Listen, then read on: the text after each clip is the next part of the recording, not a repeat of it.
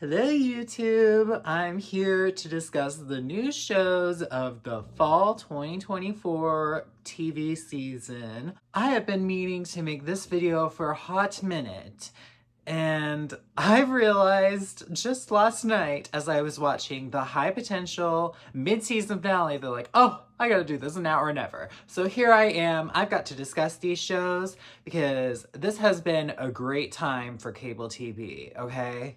It's fresh on the mind, so I'll just hop right into High Potential, the new show on ABC. This is a crime drama starring Caitlin Olsen as Morgan. Morgan is a unique character, to say the least. She is a single mom with 3 kids. She is super smart. She's got a photographic memory, and she gets stuck on stuff, and she has to find the answers to things or she just won't be able to sleep. This led to her getting caught up with the police and helping them on a case. And the show follows her adventure as a consultant for the police as Morgan is able to solve these unsolvable crimes that keep popping up. And she proves to be quite an asset. We're seeing her work her way in. If you know a crime drama, you know the typical format, but I think this is one of the best crime dramas we've had in years. Caitlin Olsen is so charismatic as the lead. She's funny, she's relatable, she's charming, she's everything you'd want in a main character, and she is the standout of the show, for sure. Her super smart ability makes the episodes themselves very fun as she's able to just remember these little details, and you might catch on some of these details throughout the episode and they all come back into play, and it's nice to see all the puzzle pieces come together. This has been a really fun episodic show to watch every week, try to solve it myself. I've been able to solve it a few times. Well, I wouldn't say I've been able to solve it, but I've been able to guess correctly who I think the killer is, and I've gotten better about noticing the smaller details as the episodes have gone on. So it's been really fun adapting to this show and being able to solve the mystery myself. That's the main appeal of the show, but I think it also has great comedic elements and great characters beyond simply Morgan, and Morgan has great chemistry with the entire cast. Morgan's buddy is Detective Karadek. He's a bit stuck up, but Morgan's getting him to loosen up a little bit. The classic dynamic, you know the dynamic. I think Karadek is very fun. He has a great chemistry with Morgan. He's not as groundbreaking a new character as Morgan, but for what he is, he's a very enjoyable part of the show. Now, besides Morgan, my standout would be Captain Selena, played by the fantastic Judy Reyes. I've been a fan of Judy Reyes for years. I mean, I've been a fan of a lot of people in this cast. I've been a fan of Caitlin Olsen, but Judy Reyes in particular, I think she is one of the most underrated, talented working actresses of all time. Like, go watch Devious Maids, go watch Claws. This woman has such a talent, and I'm always drawn to her whenever I see her in a project. If I see she's in a project, I'm more likely to check it out. But yes, Captain Selena is the captain, obviously. She has an interesting dynamic with Morgan. I like that her and Morgan are buddies, and Captain Selena is investigating the disappearance of Morgan's baby daddy. Part of the agreement to get Morgan on as a consultant was Captain Selena agreeing to look into Morgan's baby daddy and try to find him, because she's convinced that he didn't just go missing for no reason and that he got taken. So they're good pals, and that's a side plot that just strings us along throughout the season while we've got these episodic mysteries popping up. And Captain Selena is at the core of that. I'm very interested to see how that unfolds, and I'm really enjoying her presence on this show. And I can't wait to see more of her as we get to explore Morgan's past some more and see what her baby daddy's been up to, okay? Now, that's not my only standout from the cast. There is also Javicia Leslie as Daphne. I was there for the Batwoman days. I think the Javicia Leslie seasons were the best seasons of that show. And she really came into a tough situation going into that show, becoming the new lead in the second season. And I'm just glad that she has been able to recover from that and find herself in a new role, a good role, a role that she should have for years now. And she's doing pretty good at it. She's not had the most screen time, I would say, but we've gotten to see her slowly become a good friend to Morgan. And I really appreciated in this last episode how she was there for Morgan. And then when Morgan had to get up, they made sure to show Daphne being there for Ava. Speaking of Ava, there are Morgan's kids who play a decent sized role in the show. Her ex has one of the kids with her, and then her other kid is from the missing baby daddy. So the guy that's still around, he serves as the babysitter. That's kind of a fun dynamic. But back to the kids, we have one, the little boy Elliot. He has the same brains as Morgan does. He's got the photographic memory, all that. And Ava, the teenage daughter, she does not. And she's also struggling with not having her biological father in the picture. A major struggle for Morgan has just been getting on the same page as her daughter is growing. She's a teenager now. She's trying to find out who she is. And I think this mother-daughter relationship has been very compelling for the show. And it's contributed to the nice balance of seeing Morgan on a human level. She's often leaning on her maternal instincts while on the job, and then also her professional career because she's now an official consultant. They made that official after the first episode. So this last episode, the mid-season finale, we had these two people, a guy and a girl. They create a hostage situation at the department while Ava is there. Morgan had the day off. She gave her daughter a yes day, so they were doing whatever Ava wanted. Ava and Morgan both get caught up in the hostage situation, and it's very tense, very stressful, and we get to see high drama of, oh my gosh, are all these people gonna explode? And it's like, no, obviously they're not. The show's just begun. But oh my goodness, it was a dramatic episode. And I wasn't expecting this from the show so early on, but wow, they're really going there. So what do we have in store for us in the back half? No, we did get a trailer for the back half. It mostly just showed that we're mostly going to get more answers about where Ava's dad is. So it'll be really interesting to see what happens there. And I am loving this show. I am very curious as to what's going to happen moving forward. It's definitely a highlight for me, and I hope it gets many, many, many more seasons to come. That covers the crime drama of this year. We also have a new legal drama of this year that I am eating up every week, and that is Matlock. It is starring Kathy Bates as Madeline Matlock. And Kathy Bates has said this is going to be her last role. I hope she is stuck in this role for years to come. No retirement for you, Kathy, because Madeline Matlock and Matlock as a show, phenomenal. It's already renewed for a season 2. They renewed it after the second episode aired. I'm like, oh yeah, we're in it for the long haul with this show. The first episode comes on and we have Madeline Matlock. She wiggles her way into this law firm. She is an elderly woman, underestimated, but she proves she knows her thing about the legal world. I was loving it. She comes on as such a strong character. You're rooting for her. She is the older lady, underestimated. She's poor. She lost her husband. She's taking care of her grandson because her daughter died. Just all the sympathy. You're like, wow, this poor Madeline Matlock. Just give her the job. She'll do her thing. She gets the job. She proves in the first episode that she's very capable, wins her way into an official spot at the legal firm. And I'm sold. I'm ready. Let's see what Matlock is going to do this season. I love a legal drama. The show is obviously anchored by the fantastic Kathy Bates.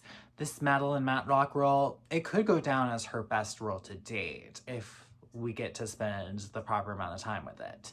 I just think she's doing such a great job. She has all the charisma and star power that's needed to carry this show. She gets along well with every actor who she shares a scene with. She's just a professional. Kathy Bates kills it. There's nothing else I could really say besides, you do your thing, Kathy.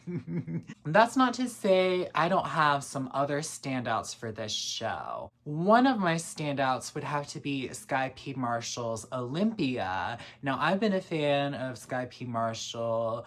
I found her with The Chilling Adventures of Sabrina. I loved her there, and she got a terrible ending, but I cannot get into that show because it drives me nutty, okay? She had a role in Black Lightning too, I believe. Oh, she was good on that show too. I miss it. What a show. You know, I guess this year with these new shows, we've got a lot of former CW teen drama talent making their way into the serious stuff. I'm happy for them. Good for you guys. Good actors stuck in trashy TV. But I watched it, so I won't judge. But yes, when I saw that Sky P. Marshall was in this show, I was very excited. I already planned on watching it for Kathy Bates. But hey, this is an added bonus. And Olympia has been amazing. She is Madeline Matlock's boss, and she plays that quite well. She serves as the more serious person of the cast. She's a professional, and this professional side of hers is often getting challenged because she's got some messy relationship drama in office. She is divorcing this guy who she shares kids with, and then this other guy she has feelings for. They've got a messy relationship dynamic, and she's often having Matlock go get intel for her to win her favor. Matlock will use it against her sometimes, but Olympia and Matlock have a very fascinating relationship to me, and I'm enjoying seeing that play out. Besides Matlock herself, I would say Olympia has had the most personal story, and I really do care about her as a character, and I hope to see her have a bright future on the show. I'm sure she will. Those two are kind of my main standouts, I would say, of this show, but we also have some other cast members. We have Leah Lewis as Sarah. She's got a bit of a stick up her, you know what, and she is a tryhard. Olympia doesn't really like her because of how much she's a tryhard. She works under Olympia with Matlock. We have gotten to get a peek under her hard exterior into more of her vulnerable side as the show's gone on. I think she'll be an interesting character to explore moving forward. But for now, she's fine. She's gotten a bit more prominence as the episodes have gone on, but I'm still not quite sold on her as a character yet. She's a fun addition. She just doesn't quite pop yet. Now, Leah Lewis, the actress, I remember her from Nancy Drew. I wasn't sure if she was too good on that show, but then she voiced in Elemental, and I thought she was great there. So seeing her in the show, I was a little curious, like, okay, how are you gonna do this well? And I think she's been acting very well in this show. She's been able to hold her own with Kathy Bates. And hey, maybe Kathy Bates is just bringing everybody up a notch because she's that talented. Now, along with Matlock and Sarah, there's also Billy, and I think he's pretty fun. I was shocked he wasn't gay. I just gotta say it. I thought he was, but they make sure to tell us that he's a girlfriend. I'm like, okay, yeah, okay. Okay.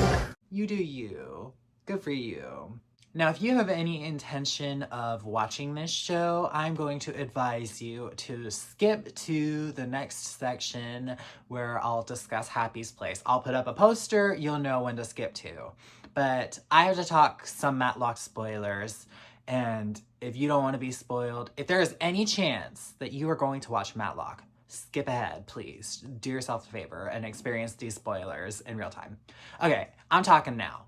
So at the end of episode 1, we get the reveal that this entire Matlock persona was a lie. Matlock, Madeline Matlock. She is rich. She's still got a man. She's doing all this. She has inserted herself in this legal firm, all to investigate the death of her daughter, who died of an opioid overdose. And we see that one of the 3 cast members is the person who signed a bill to keep opioids around. And Matlock is going to find out and take them down. What a twist! I was not expecting that at all. I don't even think the show needed it, but wow, that just elevated the show from, okay, this will be fun to, oh, this is must-watch TV. And oh my gosh. So it's Olympia, her ex-husband, and then the guy who heads the firm. And they did like kind of find out that it actually is the guy who heads the firm who had the dirt. I'm still not completely sold if it's for sure him, but they've narrowed it down to him. I kind of thought it was him. I feel like they'll run with that. I'm fine if it's him. And I'd love to see Matlock tear everything down, and I'd love to see how every character reacts, especially Olympia, because that would just shake her whole world. What if Matlock, like, takes over the whole firm and becomes the boss after she gets him arrested? Like, so many possibilities of what could happen with this twist. And I don't know how this show's gonna go on past this season, if they're gonna reveal who did it this season. Like, how does the season 2 work? How does the season 3 work? I need all the extra seasons, but like, oh my gosh, what are we doing on this show? What's gonna happen? I have no clue what this show is gonna be by the end of it, and that is so exciting. So while high potential, it's a bit more predictable. It's typical for what you'd find in that genre. I feel like Matlock is really walking on new ground, paving its own path and doing something fresh, and that is really exciting. I love both of those. Like, perfect the stuff we've already seen, that's fabulous. Like, I'm loving high potential. I'm loving it. But Matlock making his own path, that is so exciting for me. And I'm just having so much fun with Matlock. I'm so glad it's going to be around for seasons to come. No retirement for Kathy Bates. Thank you. Now that's enough of the drama. Let's move on to a sitcom, and this year's sitcom is Happy's Place, starring Reba, and we've also got Melissa Peterman in there. So it's our classic Reba-Barbara Jean duo back again. That's the selling point of the show. I love Reba and Barbara Jean, like, iconic. I'm a survivor, yes, absolutely. I would watch Barbara Jean and Reba knit. I would watch them do anything. They are effortlessly entertaining. This show, while it does differ from Reba, it is very much a spiritual successor to Reba. And it's basically Reba and Barbara Jean owning a bar now. Now, that's not to say we haven't shaken things up since Reba, because Barbara Jean and Reba are the only ones carrying over. They've got new names. I'll go over that later. But we do have some new cast members, and they shake up the dynamics of everybody a lot. But at its core, this show still very much lives upon the dynamic between Melissa Peterman and Reba's characters. So, of course, the show is starring Reba McEntire as Bobby. Bobby owns this bar. Her father just passed. She's sad about it, but she's keeping the bar alive because that was her father's work. She loves the bar, has a connection to the bar. She finds out that she has a half-sister, Isabella, and her father left half the bar in the wheel to her. So Isabella comes in and they have to share the bar. Of course, Bobby doesn't want to share it, but we're seeing her grow to love Isabella very quickly. And Melissa Peterman is in the mix too as Gabby. She's the bartender and she's very established. And I would say the biggest difference between Barbara Jean and Gabby is more respected right off the bat. Whereas Barbara Jean, she was never fully respected, but she did gain more respect as the show went on. Gabby, she's not fully respected, but she has respect for doing what she does, and her place on the show is solidified. The difference between Reba and Bobby, that's a little harder for me to find. I think Reba is still very much just doing classic Reba, just in this new bar situation. I guess she's got a little more edge too, seeing as she's now a bar owner instead of a stay-at-home mother. I know some people might take problems with the characters being so similar, but I signed up for more Barbara Jean and Reba, so I'm not complaining. They're just different enough for it to be worthy of being a new show without losing the core of what I know and love. Now, instead of being a duo, it's a trio now. Isabella is part of the Gabby, Bobby, Isabella trio. I wasn't sure what to make of Isabella at first. She's very much a fish out of water. She's not somebody you'd find at a bar, but she's at the bar now and she's working her way through it. But I've grown to like her, and I think when it's all said and done, Isabella will have earned her place on this show for sure, and she can hold her own with Bobby and Gabby. It's just growing pains right now. That's how I describe the whole show. I was not sold on it in the pilot. I was like, okay, we got something here. I want to see more episodes. And as I've seen more and more episodes, I've started to like the show. I'm enjoying the show more and more as it goes on. Now, I will say part of that could be I'm not a drinker. I don't go to bars. So maybe that's just, I'm probably not the target audience for the setting of this show, even though I am for Barbara Jean and Reba. So I guess in that sense, I am kind of the Isabella in this show. Although I wouldn't say I'm relating to her too much. I think they're making Isabella relatable in a sense. I think her inexperience and her insecurities are relatable, but they've given her a few quirks to make her character pop a little bit. I think they've made her a bit of a try-hard. She's got a bit of an ego on her, and I think that's nice. You gotta have a little bit of an ego on you to stand on equal footing as Reba and Melissa Peterman. So Isabella is definitely making her voice known, and I am enjoying her. For all her flaws, I think she has the sweetest heart of everybody on the show. And I think that is very endearing. She's just looking for family. The show's trying to sell the bar as the family, so she wraps the whole show together, and I would say Isabella is the heart of the show. The last episode that aired at this time, we had Isabella and Gabby. Gabby was teaching Isabella how to run the bar. And I think this was the best episode to date. Like I said, I think the show's getting better and better with each episode. So if they get to season 2, I think they'll be set. I think the cast is finding chemistry with each other. The first episode was really just like, okay, everything here is new and abrupt and what's going on. The only familiarity is Melissa Peterman and Reba already had their established chemistry.